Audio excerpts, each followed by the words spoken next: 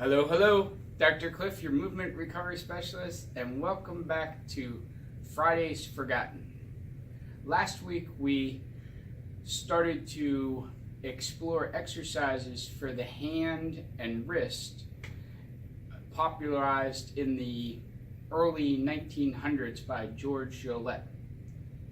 This week we're going to continue with hand and wrist exercises using another simple item, maybe not quite as likely that you have right next to you like a book, but something that almost everybody has: a broom. If you don't have access to a broom for some reason, you could use a mop, you could use a baseball bat. The old-time blacksmiths and construction workers use a sledgehammer. Sledgehammer is probably more advanced than what we want to start out with. So what you're going to do is take your broom, put it in your hand. Now I'm going to start way down near the broom part itself, just so it's easier to see and it'll be easier for me to do, and then we'll move out closer to the end to make it more advanced. But you take the broom, hold it by the handle, and just straighten your arm straight out. See how there's no bend in my elbow, no bend in my wrist, and my elbow and my arm are not resting against the rest of my body. Then you just bring it back in. If I move this out about halfway, a little past, and get down here so it's a little easier for you to see, and I just straighten my arm out. Now this already, I can start to feel in my forearm working some muscles. And I come back in.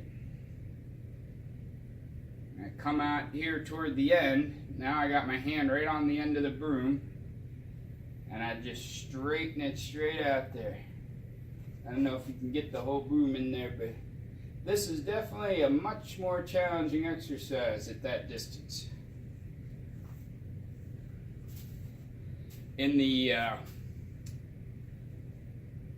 early 1900s, this was a much more popular exercise, and you would actually take and place a weight, typically a brick, on the end of the broom, on the bristles here, and do the same thing. Now you might think, oh, a brick isn't really that heavy. Well, try putting it at the end of a lever this long, and that brick that weighs a few pounds feels a whole lot heavier. I believe a standard brick weighs 5 or 6 pounds. I think 6. If you know for sure, or leave a comment down in the comments below and let me know, but I'm pretty sure it's 6 pounds. So just to show you how difficult this is, I have my broom still, and I have a 3-pound dumbbell. So I think this is the weight of basically half a brick. If I put this on the end of the broom, look where I have my hand, where I started, and it's a struggle for me to get it out there.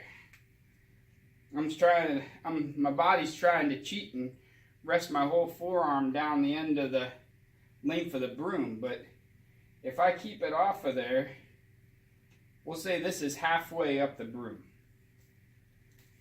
Ugh! I can't hold it flat enough to... Yep, not gonna happen. So a brick at the end of this means you got some pretty strong hands and forearms. Go hunt down a brick in your broom closet, or a broom. Maybe a brick if you want to get a little crazy, but go hunt down the broom and give this a try. Let me know what you think. I think you'll be surprised how much work it is to some little muscles in your hand, and especially up here by your elbow, you'll really feel some stuff going on. Till next week, remember, life is a strength sport, so get stronger and get living.